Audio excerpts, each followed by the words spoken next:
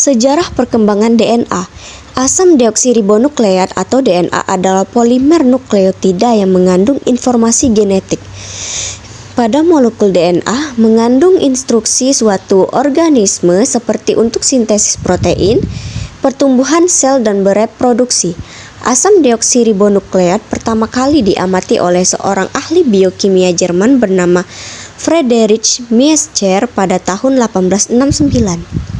Meskipun hanya sedikit orang yang menyadarinya, tahun 1869 adalah tahun yang penting dalam penelitian genetik, karena tahun itu adalah tahun di mana Friedrich Miescher pertama kali mengidentifikasi apa yang disebutnya nuklein di dalam inti sel darah putih manusia. Istilah nuklein kemudian diubah menjadi asam nukleat dan akhirnya menjadi asam deoksiribonukleat atau DNA. Beberapa tonggak sejarah dalam riset DNA adalah sebagai berikut. 1868 DNA saga dimulai ketika ahli biokimia Swiss Miescher mengisolasi nuklein. Pada tahun 1910, Levin mengemukakan hipotesis tetranukleotida. 1928 Griffin mengemukakan prinsip transformasi. 1944 Avery, McLuhan, dan McCarry mengemukakan DNA adalah prinsip transformasi. 1950 aturan Chargaff A sama dengan T, G sama dengan C. 1952 Hershey dan Chase mengemukakan eksperimen Blender. 1953 James Watson, Francis Crick mengemukakan DNA mempunyai struktur double helix. 1958 penemuan enzim DNA polymerase. 1961 teori operan dan kontrol ekspresi gen. Triplet basa, satu kode genetik atau kodon. 1966 seluruh kode genetik DNA ditemukan. 1970 penemuan enzim reverse transcriptase, penemuan metode transfer DNA asing, atau penemuan enzim resteriksi tipe 2. 1972 DNA kombinan melalui enzim ligase. 1973 DNA kombinan berfungsi melalui transformasi sel inang. 1975 penemuan teknik splicing nukleotida. 1985 penemuan teknik polymerase chain reaction disingkat PRC. Dan 1990 proyek Human Genome dimulai. DNA terdiri dari molekul yang disebut nukleotida. Setiap nukleotida mengandung gugus fosfat, gugus gula, dan basa nitrogen. 4 jenis basa nitrogen ialah adenin disimbolkan A, timin disimbolkan P, guanin disimbolkan G, dan sitosin disimbolkan C. DNA terdiri atas 2 rantai polinukleotida yang saling berpilin atau double helix. Double helix atau 2 pita yang berpilin saling terikat melalui ikatan hidrogen di antara masing-masing pasangan basanya. Keadaan saling berpasangan atau complementary nature bagi DNA merupakan inti kapasitas untuk replikasi diri atau self-replication. Pasangan guanin dan sitosin lebih sulit terpisah dibandingkan dengan pasangan adenin-timin. DNA memiliki struktur yang teratur, orientasinya lebar antara nukleotida, panjang, dan jumlah nukleotida perputaran helix adalah konstan. Semua fitur ini dijelaskan oleh Watson dan Crick. Adenin selalu berpasangan dengan timin, dan sitosin selalu berpasangan dengan guanin. Kedua untai tersebut disatukan oleh ikatan hidrogen, 2 ikatan antara adenin dan timin, dan 3 ikatan antara guanin dan sitosin. Nukleotida memiliki 3 komponen karakteristik, yaitu yang pertama, basa nitrogen atau mengandung nitrogen. Yang kedua, pentosa, dan 3, 1 atau lebih fosfat.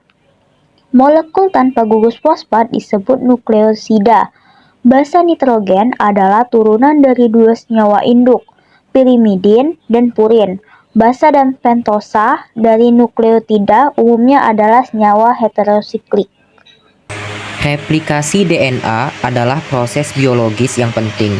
Fungsi utamanya adalah menghasilkan DNA baru untuk pertahanan sel.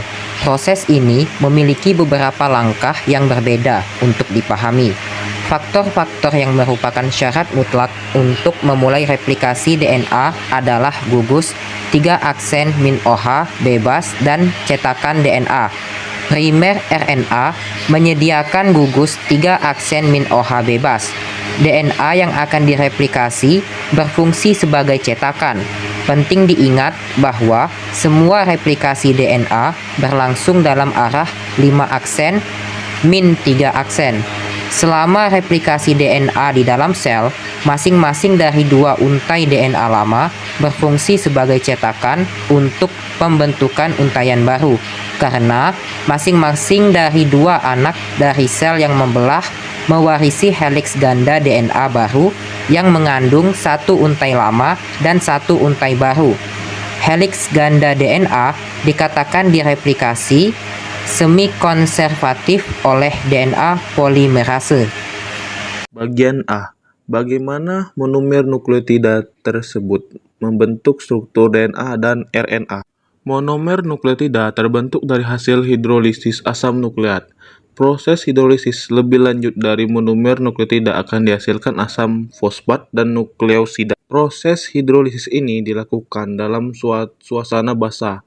Jika hidrolisis dilanjutkan kembali terhadap senyawa nukleosida dalam larutan asam berair, akan dihasilkan molekul gula dan basa nitrogen dalam bentuk heterosiklik. Sehingga komposisi molekul penyusun asam nukleat diketahui dengan jelas. Berikut ini 5 struktur basa pembangun asam nukleat. 1. Adenosis adalah basa purin berupa senyawa organik yang terdiri atas atom karbon dan nitrogen diatur dalam bentuk 2 cincin. Yang kedua adalah guanosin, adalah basa purin, struktur terdiri dari molekul 2 cincin dan merupakan senyawa organik aromatik heterosiklik. Yang ketiga yaitu sitosin, adalah basa primidin yang berikatan dengan guanin yang hanya memiliki 1 cincin. Yang keempat ada timin, adalah basa pirimidin ditemukan dalam DNA yang berkaitan dengan adenin. Ketika dikombinasikan dengan deoksiribosa, ia menciptakan thymidine nukleosida. Yang kelima adalah urasidin, merupakan satu dari 2 basa N-pirimidina yang dijumpai pada RNA. Sebagaimana timina, urasil dapat berikatan dengan adenina melalui 2 ikatan hidrogen. Mengapa DNA dikatakan sebagai materi genetik? DNA memiliki fungsi pembawa informasi genetik makhluk hidup, di mana DNA membawa instruksi bagi pembentukan ciri dan sifat manusia. Bisa dikatakan sebagai pengenal dari orang yang tidak memiliki identitas. DNA mengandung semua informasi sifat manusia hidup. Materi genetik DNA merupakan suatu asam nukleat yang merupakan bagian dari penyusunan gen dalam inti sel. DNA dapat menyimpan segala informasi biologi yang ada pada makhluk hidup serta beberapa virus. Ada 2 macam basa yang menjadi penyusun dari DNA. Bukti tambahan bahwa DNA merupakan materi genetik datang dari studi-studi mengenai virus yang menginfeksi bakteri. Virus jauh lebih sederhana strukturnya daripada sel. Suatu virus hanya memiliki DNA atau RNA yang diselubungi oleh suatu lapisan pelindung yang terbuat dari protein. Untuk bereproduksi, suatu virus harus menginfeksi sebuah sel dan mengambil alih perangkat metabolisme sel itu. C. Mengapa replikasi terjadi secara semi-konservatif?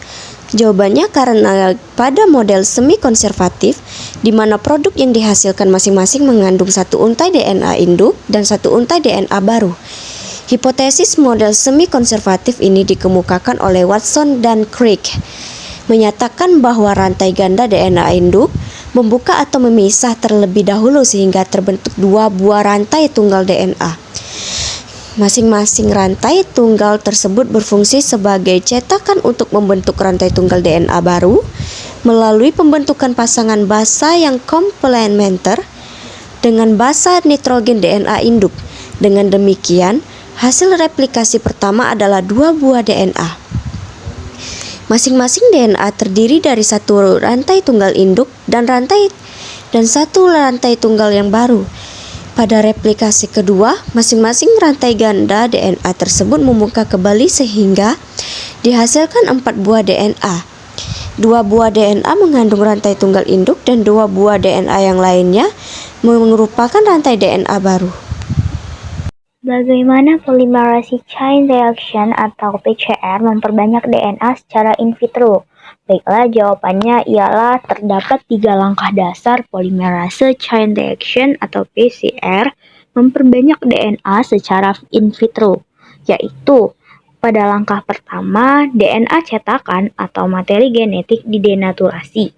Untaian heliksnya dilepaskan dan dipisahkan dengan pemanasan hingga 90 sampai dengan 96 derajat Celcius.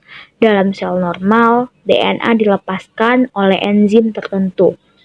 Langkah kedua yaitu dengan hibridisasi atau annealing atau penempelan dengan suhu selama 55 derajat sampai 60 derajat Celcius dengan waktu 30 detik. Tek polimerase membutuhkan potongan pendek RNA untuk memulai replikasi DNA yang di dalam sel normal disintesis oleh RNA polimerase. Untuk langkah ketiga yaitu melalui ekstensi atau extension atau dengan suhu reaksi dinaikkan ke suhu optimal untuk polimerase dengan suhu 68 derajat sampai dengan 72 derajat Celcius.